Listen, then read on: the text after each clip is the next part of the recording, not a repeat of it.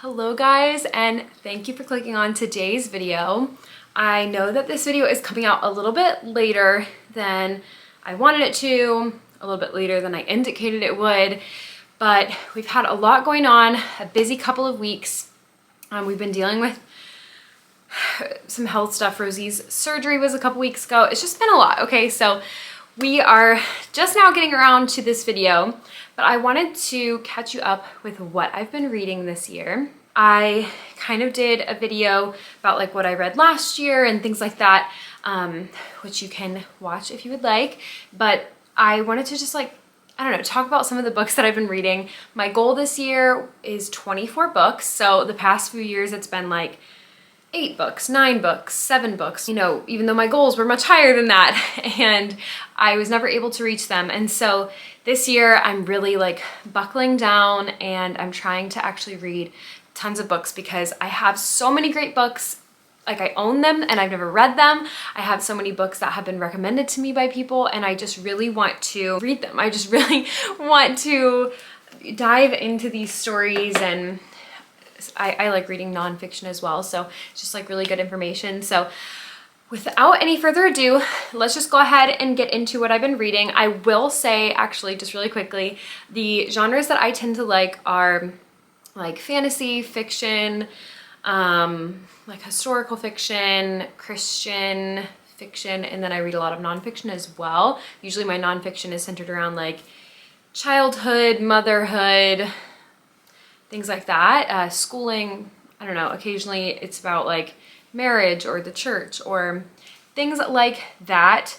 So I'm not even incorporating like the Bible studies that I've done or like the Bible books that I've read, obviously.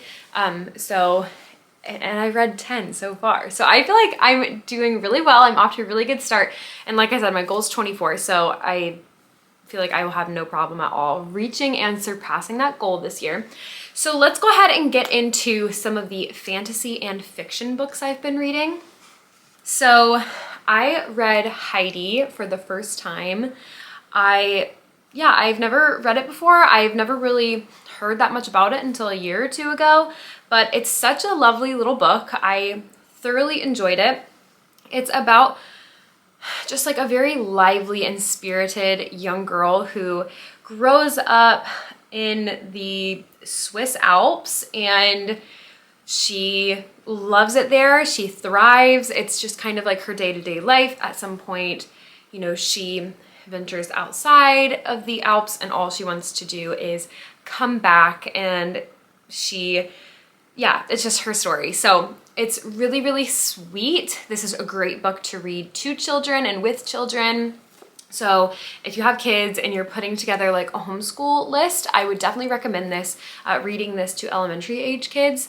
And then if you have really skilled readers, they may be able to read it in elementary school. If not, then I would say like, you know, 5th, 6th grade, something like that would be totally appropriate as well. But it's just such a sweet book. I really enjoyed it.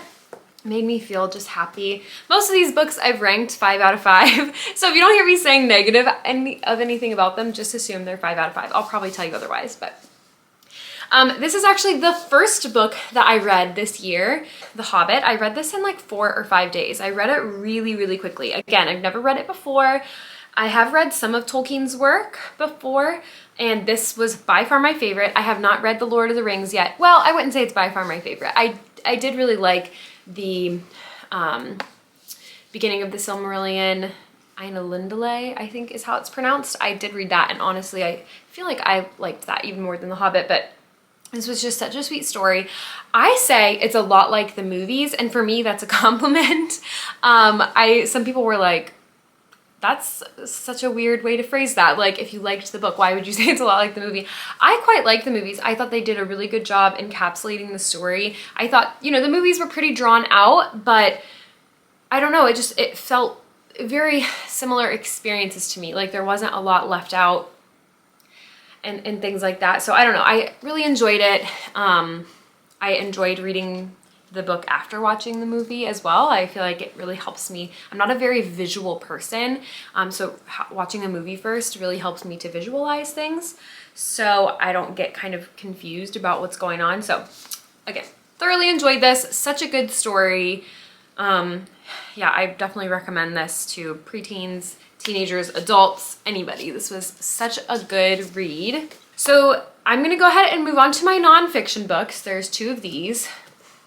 So my first one is called Through Adopted Hearts. This was recommended to me by the adoption agency we're working with, and the beginning half of the book is stories from birth mothers, and the end of the book is stories by adopted parents or adoptive parents.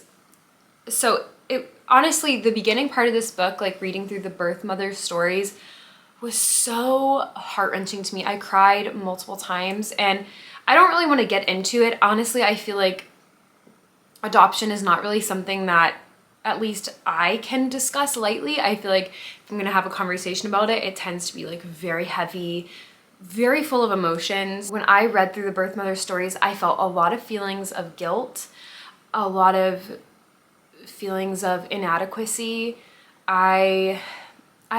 It was really hard for me to get through, but I feel like at this point, I'm in a better place where now, having gone through those feelings and dealt with them and being on the other side in a way, I now appreciate so much more the sacrifice that these women and men occasionally are making for their children, and I just have so much more respect and appreciation. So if you are fostering or adopting, or that's something that you even remotely want to do, I highly recommend reading this book. I think everyone needs to, when discussing adoption or going through it, I think we need to be very aware of what we're saying and what we're thinking, and any prejudices or judgments that we're holding against certain groups. I think everyone in the adoption triad just is doing their best in 99% of cases, and I think we just need a lot more love and a lot more grace cast on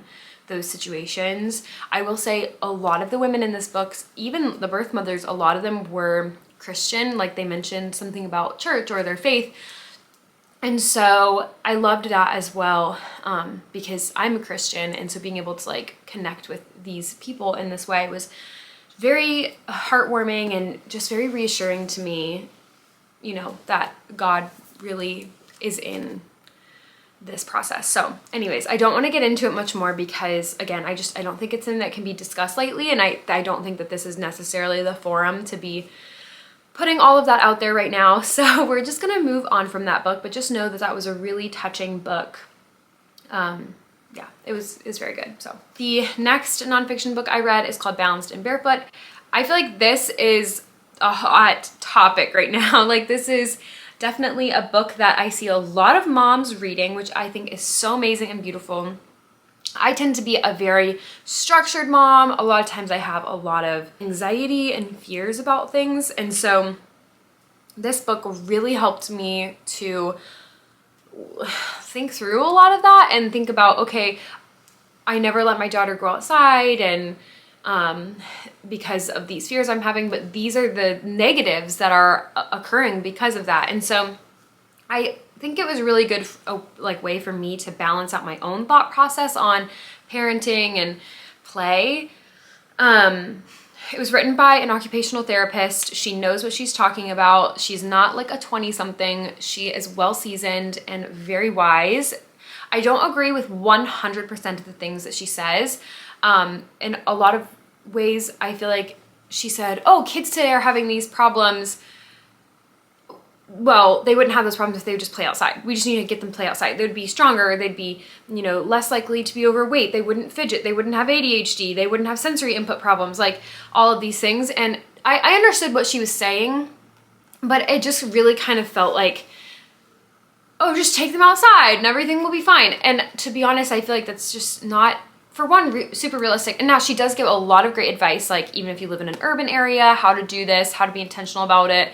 But it's just not realistic. I think the way our society has morphed and the way it's set up is not conducive to the way that she was necessarily suggesting that this occur. But I think even if we can just do a little bit better and like meet her in the middle, then our kids would be way better off. I think we would be way better off.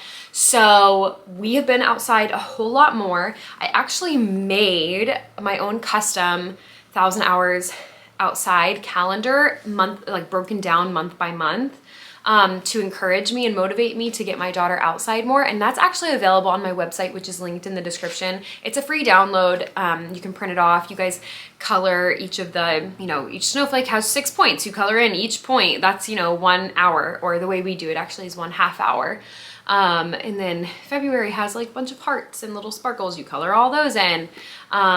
Things like that. March has shamrocks. May has raindrops. And so I kind of, but if you calculate it all up, it's 1,000. So for us, it'd be 500 hours because we do it by 1/2 hour. But that's just what works for us. So, but honestly, I'm way behind on that. So after reading this book, I just finished it a couple weeks ago.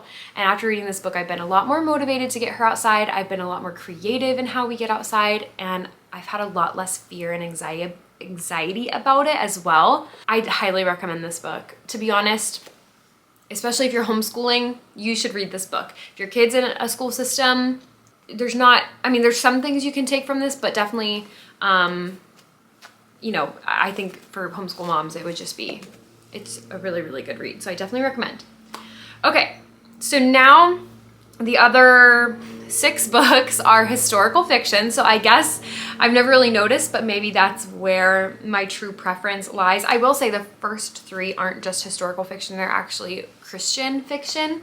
I'm really drawn to that as well. So the first 3 I'm going to talk about are all A series. And yes, I did read all of these this year. It is a hefty chunk for sure. It's the Mark of the Lion series by Francine Rivers. So Voice in the Wind, Echo in the Darkness, and As Sure as the Dawn. The second one was my favorite, but the first one was really, really good as well. The third one was good, but I don't know, to me it didn't stand up to the other 2 in a lot of ways. I don't know, you have to read them, and I've heard a lot of people say the opposite, that they love the third one the most. And so it really just depends on your preference, but this is just such a beautiful series. It's written around the destruction of Jerusalem. Like that's kind of where the story begins. So that's in AD 70. And it follows a Jewish woman who has converted to Christianity and just follows her life. At the end of the day, it usually is a love story with Francine Rivers. That's what I found. That's what she mostly writes. It's love stories, but I'm a sucker for it. So I thoroughly enjoy it. So yeah, I highly recommend these books. They are a little bit, they're a little bit hard to read in some ways, but I feel like overall, like just at the very beginning, they're a little bit graphic, a little bit gory. There's some really heart-wrenching things that happen, but to me, it was just so eye-opening about how westernized Christianity has become. Like we see things through this very like Western lens, and I don't know, it just like really made me rethink like some things. Just, not like anything crazy, but it just opened my eyes to what the first century church actually probably was more like than maybe some of like my naive thoughts that I had before. So that was really cool as well. All right, moving on. Little House in the Big Woods. So this is the first book in the Little House series. I have gotten these all mixed up for some reason. At first I read Little House on the Prairie last year. Then I went back and read this book this year, and now I'm reading the second book, which is Farmer Boy. So I've read them like 3, 1, 2, and then I'm gonna have to skip to 4 and then do the rest. So I did go ahead and purchase the rest of these books, so I will be able to read them this year. But yeah, it was really good.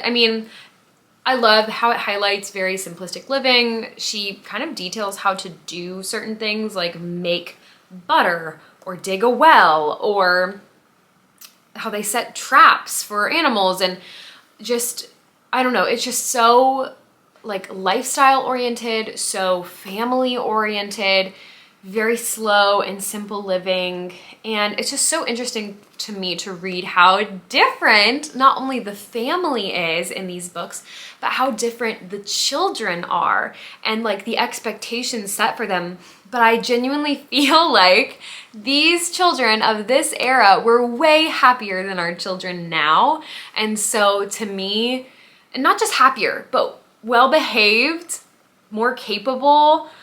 I mean, I don't know. I didn't live during this time, so I guess I can't like lay a blanket on it. And obviously we've so much advancements, like our medicine is better and, you know, life expectancy. So I'm not saying like this time period was perfect, but in some ways I just think like as parents and as people, we need to get back to a lot more of this, which I feel like a lot of people are, which I find beautiful. But controversial statement, like I feel like with the gentle parenting movement, I don't know, I just feel like it's so bad for our kids, the way that it's being applied right now. And I have heard that the way most people are applying gentle parenting is actually not gentle parenting, it's passive parenting or something else. I don't remember exactly, but there's so many different theories that goes around about it, so who even knows what's 100% true. But I have heard that it's actually like passive parenting, which is not good parenting at all. But it's like, to me, they kind of walk the line, and I don't know. It's just, I mean, if you gentle parent your kids, you know, I'm not judging you. I think, you know, everyone has to do what's best for their kids. And I think, you know, in some ways we incorporate gentle parenting. I don't think it's all bad. I just think the way that it gets applied can be bad sometimes. I think we need to have strong, firm boundaries with our kids. I don't think we need to let our kids feel every single feeling that they need, like that they feel. I think sometimes it's okay to encourage them to let that feeling pass and not really care about it so much. I don't know. I think for sure we need to teach our kids that they're not the center of the universe. Like these kids knew. We're to be seen and not heard. And not that I think that's 100% true either, but I think there's a balance maybe in the middle somewhere. So I don't know. That's a whole lot of controversial parenting stuff, but that's where I'm at right now. And trust me, I've been back and forth. Like I grew up with very authoritative parenting, and now I witness all of this passive parenting. And so I think I'm just trying to find like a happy medium. That's where I'm at. Please don't give me any hate in the comments, because just like you guys, I'm trying to figure out as well. I'm trying to figure out what's best for me, for my kids, and also like look to the future and think of what outcome it's going to be if everyone raised their kids the way I raised my kids. So, yeah, I don't know, just being super intentional, super prayerful about it, and lean on my friends and family a ton. So, yeah, please don't give me any hate. But if you disagree, you're more than welcome to leave it in the comments and tell me that you disagree and you think gentle parenting or passive parenting is the best thing ever. You know, you can do that. That's fine. Okay, moving on. That was a whole tangent.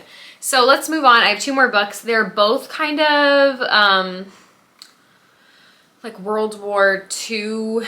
So this one takes place like during World War II with the Holocaust and everything. It's really sad. It's really depressing. The book is narrated by death.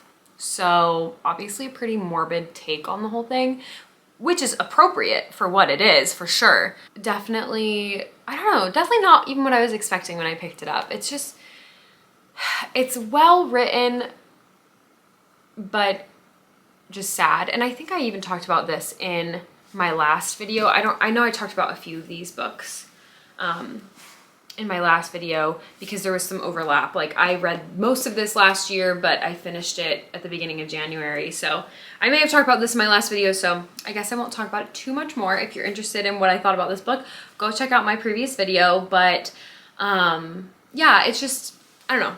It was good, but I definitely had this ranked lower than 5 stars. It was maybe like a 3, not out of how good it is, but how much I enjoyed it.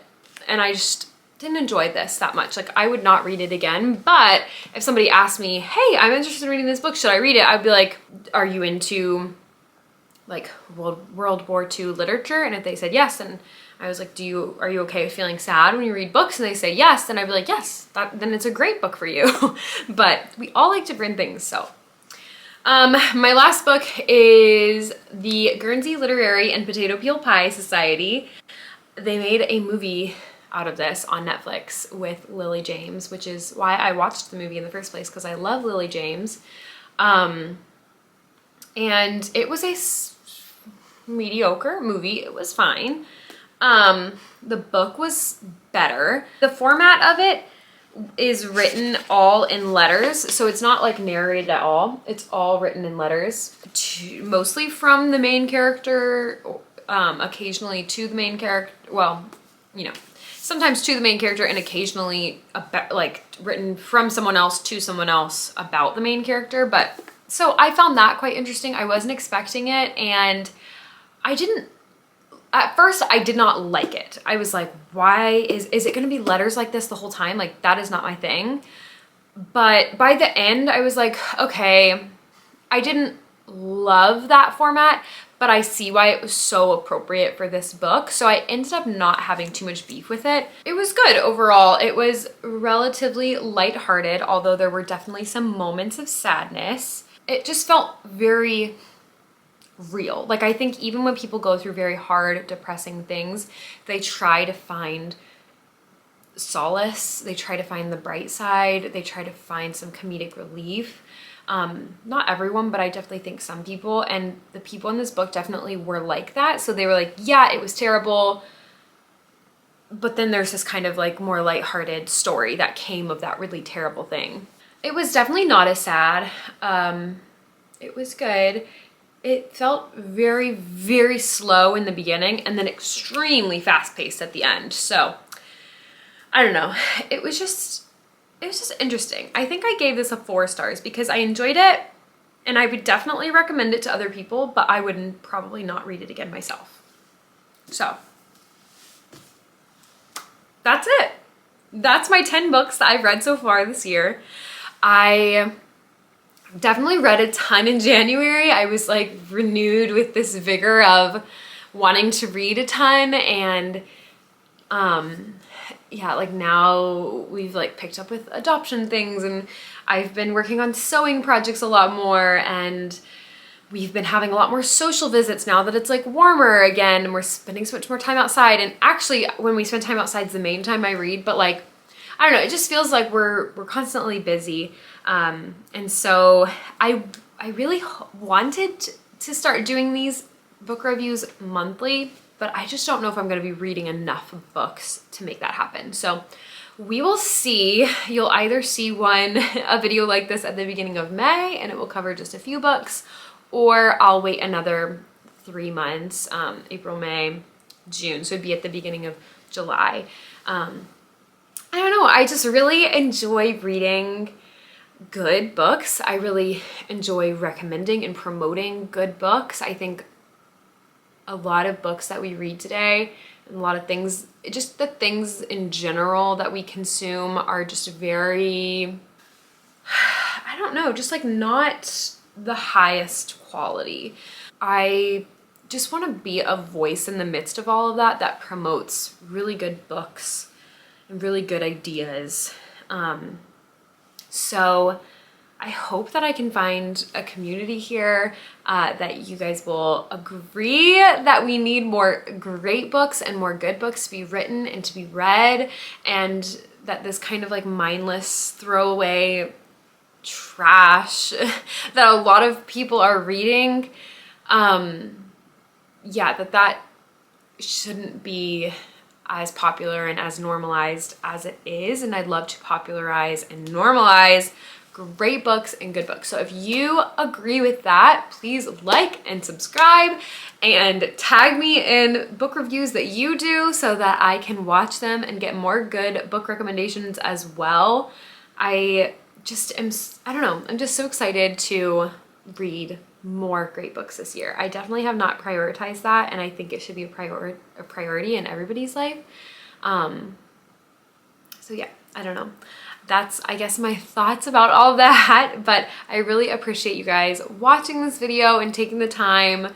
Yes, I appreciate you all so much, and I will see you guys in the next one.